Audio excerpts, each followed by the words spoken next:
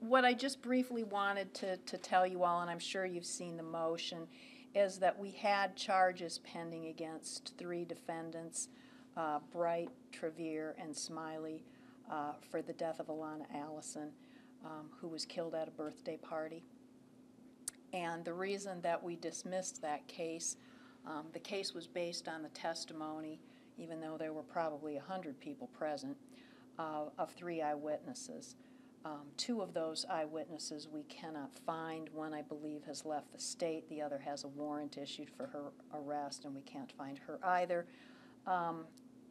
The third has become less than cooperative, and we were not sure of what her testimony would be should we go to trial. And given all that, we were unable to proceed. It's always better at this juncture to dismiss a case, because if something would happen in the future, we can always refile it.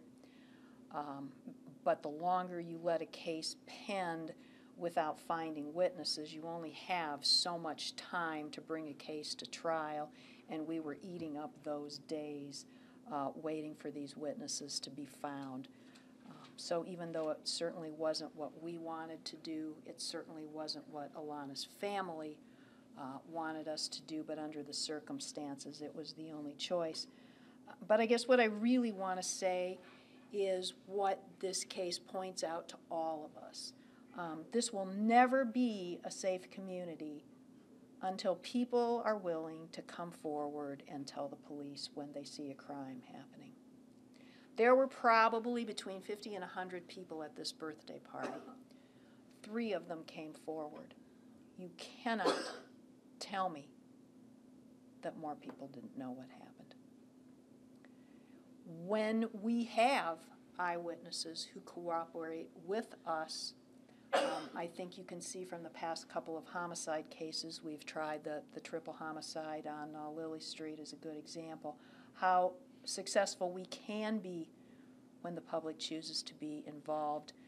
This case, unfortunately, is an example of how unsuccessful we are when the public chooses not to be involved. So I guess what I would like to say to people is, again, to encourage people who see a crime happen to talk to the police, be cooperative with the police, and be cooperative with us, because we are never going to stop the violence that happens in this community unless people are willing to step forward and be witnesses for us. And that's pretty much the bottom line.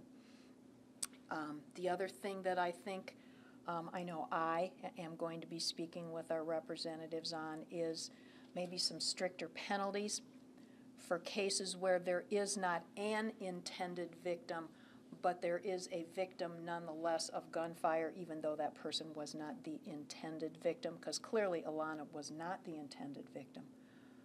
She unfortunately was caught in the crossfire, most likely between 2 rival gangs.